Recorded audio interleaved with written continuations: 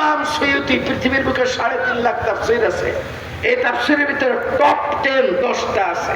এর ভিতরে একটা হলো তাফসীর আদ-দুররুল মানসুর, হযরত ইমাম সৈয়দী রাহমাতুল্লাহ আলাইহি। ইনি সূরা বাকারা লাইসাল বিররা এই আয়াতের ব্যাখ্যা লিখতে গিয়ে শেষে দুটি শব্দ লিখছেন, মান আমিলা বিহাদিহিল আয়া, মান আমিলা বিহাদিহিল আয়া ফাকাদ ইসতাকমালাল ঈমান, মান আমিলা বিহাদিহিল আয়া ফাকাদ ইসতাকমালাল ঈমান। আর আল্লামা আলুসি রাহমাতুল্লাহ লেখেন ওয়ালি উমরি হাদা মান আমিলা বিহাদিহিল আয়া ফাকাদ ইসতাকমালাল ঈমান।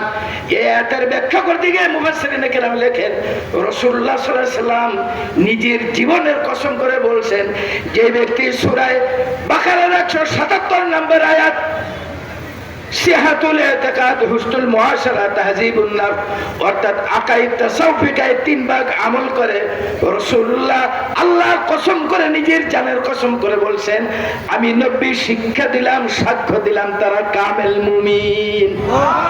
শেষ কথা খুব জটিল, অ্যাটম বোমা থেকে মারাত্মক, পারমাণবিক বোমা থেকে মারাত্মক, হাইড্রোজেন বোমা থেকে মারাত্মক।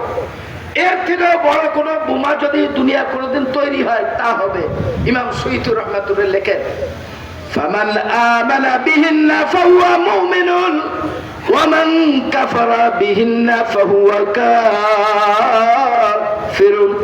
ইমাম সৈয়দী রাহমাতুল্লাহ ফতোয়া দেন, আকাইদ তাসাউফিকা যারা বিশ্বাস করবে, কেউ জানে না সেটা ভিন্ন, কিন্তু দাওয়াত করার পরে যদি বিশ্বাস না করে, আমল না করলে তো গুনাহগার।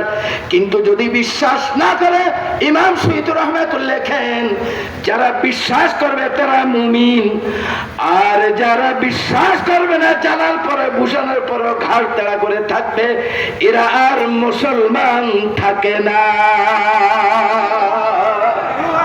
একজন জানে না ভিন্ন কথা, জানে না, তাহলে এরকম বোমার থেকে ওটা মারাত্মক কথা না? আল্লাহ পাক নায়েবে রাসূলকে আমাদেরকে দান করেছে, আল্লাহ হুজুরের হায়াত দারাজ করুন।